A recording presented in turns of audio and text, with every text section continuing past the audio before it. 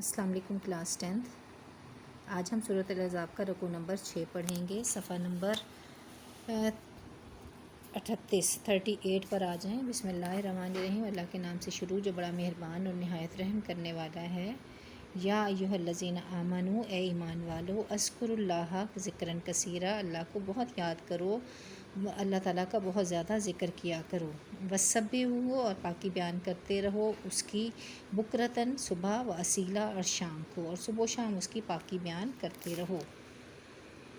اللہ تعالیٰ ارشاد فرما رہے ہیں کہ اے اہل ایمان، خدا کا بہت زیادہ ذکر کیا کرو اور صبح و شام اس کی پاکی بیان کرتے رہو۔ اللہ تعالیٰ کی طرف سے حکم نازل ہوا اللہ کو یاد کرنے کا کہ ہمیں اللہ تعالیٰ کا ذکر کرنا چاہیے۔ جو ایمان والے ہیں ان کا کیا کام ہے کہ وہ ہر وقت اللہ تعالیٰ کا ذکر کیا کریں، اللہ تعالیٰ کا بہت زیادہ ذکر کیا کریں اور صبح اور شام اس کی پاکی بیان کرتے رہیں۔ هو الذی، وہی ہے جو یصلی، رحمت بھیجتا ہے، علیکم تم پر، و ملائکتہ، اور اس کے فرشتے، لیخرجاکم، تاکہ نکالے تمہیں، من الظلمات، اندھیروں سے، الی النور، روشنی کی طرف، وکانا، اور ہے، بالمؤمنین، مومنوں پر، رحیمہ، رحم کرنے والا۔ وہی تو ہے جو تم پر رحمت بھیجتا ہے اور اس کے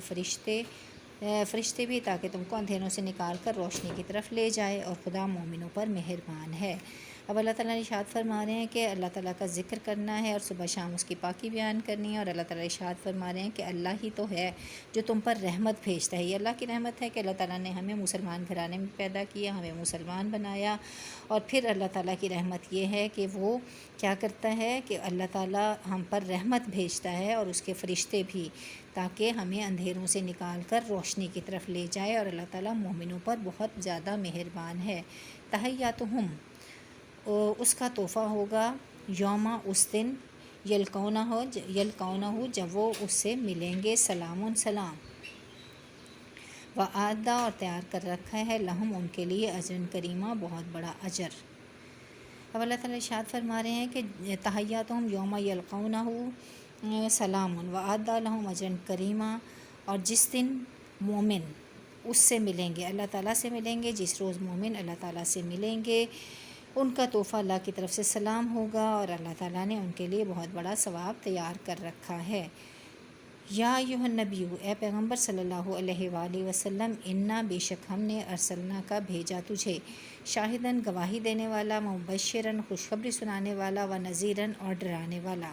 اب اللہ تعالیٰ ارشاد فرمانے کہ نبی کریم صلی اللہ علیہ وآلہ وسلم کو دنیا میں مبعوث کرنے کا کیا مقصد تھا، اللہ تعالیٰ نے نبی کریم صلی اللہ علیہ وسلم کو کیا حیثیت، کس حیثیت سے دنیا میں بھیجا، کیا مقام تھا نبی کریم صلی اللہ علیہ وآلہ وسلم کا دنیا میں۔ اللہ تعالیٰ ارشاد فرمانے کہ اے پیغمبر، ہم نے تم کو گواہی دینے والا، یعنی اللہ کے وجود کی گواہی دینے والا، اور خوشخبری سنانے والا، جو نیک اعمال کرنے والے ہیں ان کو جنت کی خوشخبری سنانے والا، اور ڈرانے والا بنا کر بھیجا، یعنی لوگوں کو اللہ سے ڈرانے والا بنا کر بھیجا کہ اللہ تعالیٰ کے ڈر سے وہ نیکی کے کام کرنا شروع کریں، وداعیاً، اور دعوت دینے والا، بلانے والا، الی اللہ، اللہ کی طرف، باذنہ، اس کی اجازت سے، و سراج منیرا، اور روشن چراغ۔ اب تین ہم نے یہاں پہ اس نبی کریم صلی اللہ علیہ وسلم کی جو مقام بتائے گئے ہیں وہ یہ ہیں کہ وہ گواہی دینے والے ہیں، وہ خوشخبری سنانے والے ہیں، وہ ڈرانے والے ہیں۔ اب اللہ تعالیٰ ارشاد فرما رہے ہیں اور اللہ کی طرف بلانے والے، وداعیاً الی اللہ، اور اللہ تعالیٰ کی طرف بلانے والے ہیں، باذنہ، اس کی اجازت سے، و سراج منیرا، اور روشن چراغ۔ نبی کریم صلی اللہ علیہ وسلم جو ہیں دنیا میں دین کی دعوت دینے والے ہیں، اللہ کی طرف بلانے والے ہیں، اور روشن چراغ۔ نبی کریم صلی اللہ علیہ وسلم کی پوری زندگی روشن چراغ ہے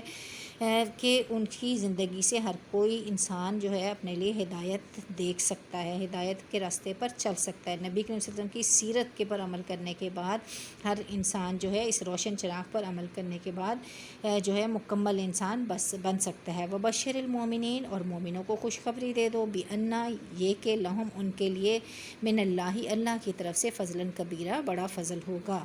اور اللہ تعالیٰ نے نبی کریم صلی اللہ علیہ وسلم سے ارشاد فرمایا کہ مومنوں کو خوشخبری سنا دو کہ ان کے لیے خدا کی طرف سے بڑا فضل ہوگا۔ ولا تطع الکافرین والمنافقین، اور ولا تطع، اور نہ کہنا ماننا، الکافرین، کافروں کا، والمنافقین، اور منافقوں کا، وعدہ، اور نہ نظر کرنا، اذاہم، ان کے تکلیف دینے پر، وتوکل علی اللہ، اور اللہ پر بھروسہ رکھنا، وکفیٰ باللہ وکیلا، اور اللہ تعالیٰ کارساز کافی ہے۔ اب اللہ تعالیٰ نے اس صورت کی شروع میں پہلی آیت میں بھی ہم نے یہی پڑھا تھا کہ اللہ تعالیٰ نبی کریم صلی اللہ علیہ وآلہ وسلم سے فرما رہے ہیں کہ کافروں اور منافقوں کا کہنا نہ ماننا اور ان کے تکلیف دینے پر نظر نہ کرنا اور خدا پر بھروسہ رکھنا خدا ہی کارساز کافی ہے۔ جب اللہ تعالیٰ کا پیغام نبی کریم صلی اللہ علیہ وآلہ وسلم لوگوں کے لیے پڑھ کر سناتے تھے تو جو کافر اور منافق تھے وہ کہتے تھے کہ ہم آپ کا ایک کلام پڑھنے کے لیے تیار ہیں، لیکن اگر آپ ہم سے وعدہ کریں کہ آپ بھی ہماری باتوں میں شریک ہوں گے۔ تو اللہ تعالیٰ نے ارشاد فرمایا کہ کافروں اور منافقوں کا کہنا نہ مانا۔ جب ان کا کہنا نہیں مانتے تھے تو پھر وہ مسلمانوں کو اور نبی کریم صلی اللہ علیہ وسلم کو تکلیفیں پہنچاتے تھے، تو اللہ تعالیٰ ارشاد فرما رہے ہیں کہ ان کے تکلیف دینے پر نظر نہ کرنا، ان کو بودر ہی نہ کرنا اور اللہ پر بھروسہ رکھنا، کیونکہ اللہ تعالیٰ کارساز کافی ہے۔ یا ایھا الذین آمنوا، اے ایمان والو، اذا جب نکحتم المؤمنات، جب تم کسی مومن عورت سے نکاح کرو، ثم پھر طلقتموہن، تم انہیں طلاق دے دو، من قبل، اس سے پہلے کہ ان تمسوہن، کہ تم ان کو ہاتھ لگاؤ، فما لکم علیکم، تو نہیں ہے ان کے لیے، من عدتٍ، کوئی بھی عدت، تعتدونہا، کہ اس کو پوری کرواؤ، کہ تم ان سے انہیں پوری کرواؤ۔ یہ نکاح کا ایک خاص حکم آیا اللہ تعالیٰ کی طرف سے کہ اے مومنو، جب تم مومن عورتوں سے نکاح کر کے ان کو ہاتھ لگانے یعنی ان کے پاس جانے سے پہلے طلاق دے دو تو تم کو کچھ اختیار نہیں کہ ان سے عدت پوری کراؤ۔ بعض اوقات ایسا ہوتا ہے کہ نکاح پہلے ہو جاتا ہے، رخصتی بعد میں مقرر ہوتی ہے، تو رخصتی سے پہلے اگر کسی عورت کو طلاق ہو جائے تو مومن مردوں کو یہ اختیار نہیں ہے کہ وہ اپنی جن کو طلاق دی ہیں ان سے کہیں کہ وہ عدت پوری کریں۔ عدت ہوتا ہے کہ طلاق کے بعد 3 ماہ 10 دن کی عدت ہوتی ہے، اور جو اگر کوئی عورت کا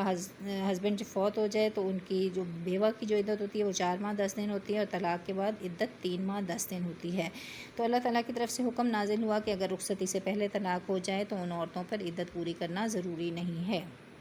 فمتعوہن، تو ان کو کچھ فائدہ دو، وسرحوہن، اور رخصت کر دو، سراحً جمیلہ، اچھی طرح سے رخصت۔ اب جن کو رخصتی سے پہلے طلاق ہوگی ان کے بارے میں اللہ تعالیٰ ارشاد فرما رہا ہے کہ ان کی عدت پوری کرانا ضروری نہیں ہے، اور بلکہ ان کو کچھ فائدہ دیں۔ مردوں پر یہ حق ہے کہ وہ اپنی جن کو انہوں نے طلاق دی ہے ان کو کچھ فائدہ یعنی خرچ دے کر اچھی طرح سے رخصت کر دیں۔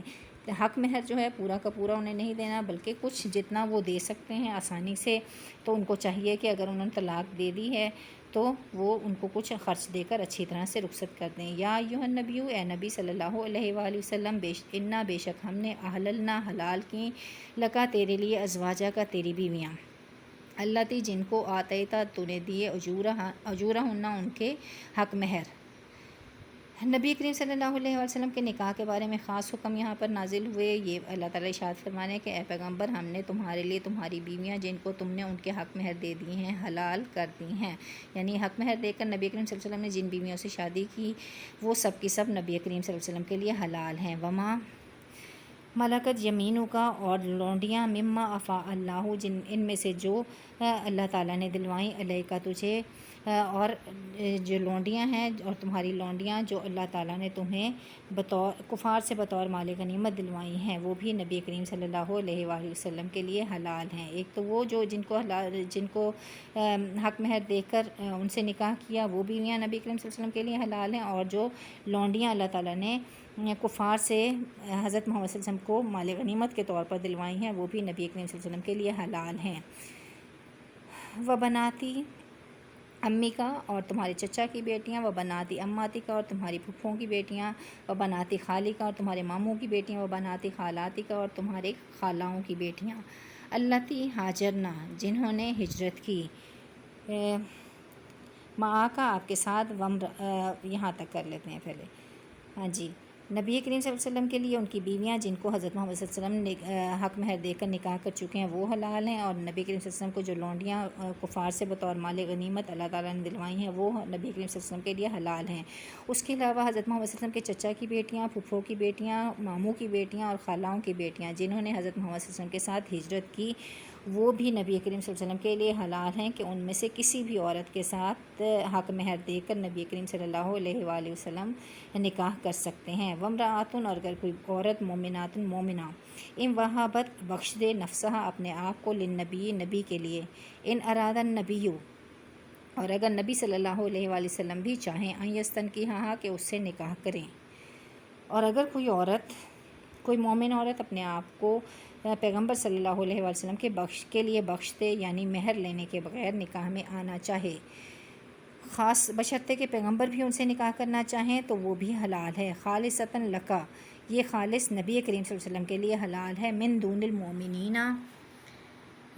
اور دوسرے مومنوں کے لیے اس کی اجازت نہیں۔ یہ اجازت ہے محمد صلی اللہ علیہ وسلم خاص تم ہی کو ہے، سب مسلمانوں کو نہیں ہے۔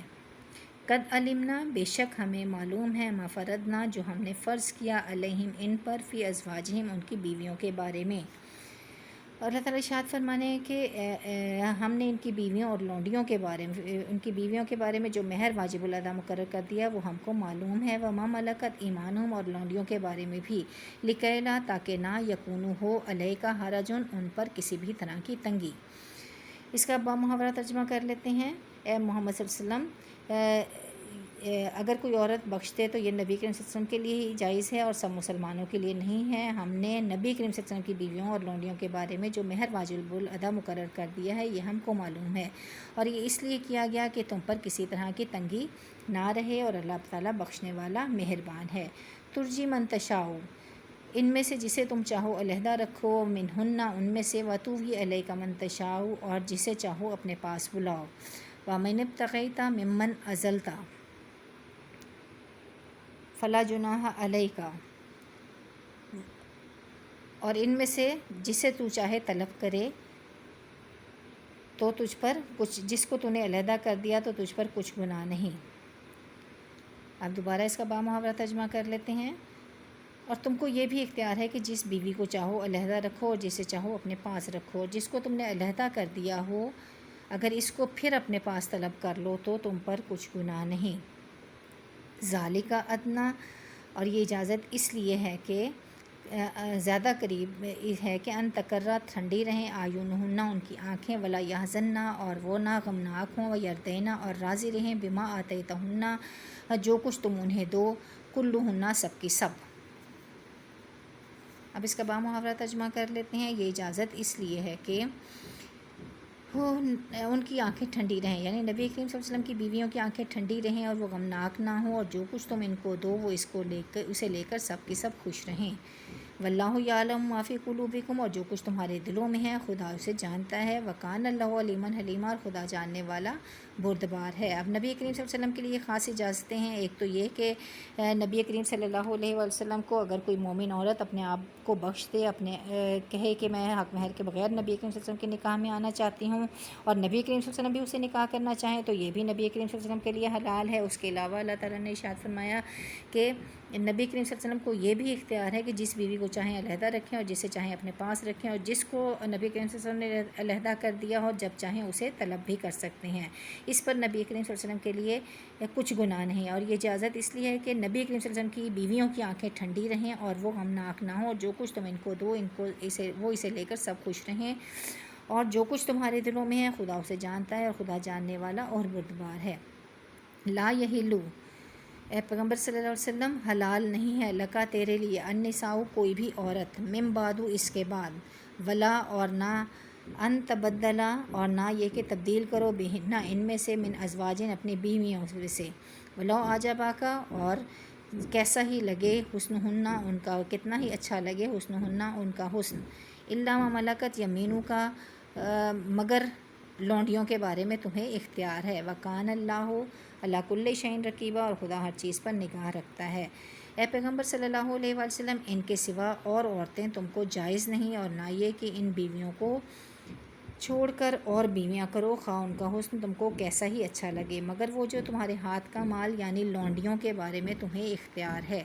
اور اللہ تعالیٰ ہر چیز پر نگاہ رکھتا ہے، یا اللہ تعالیٰ ہر چیز سے واقف ہے۔ صدق اللہ العظیم۔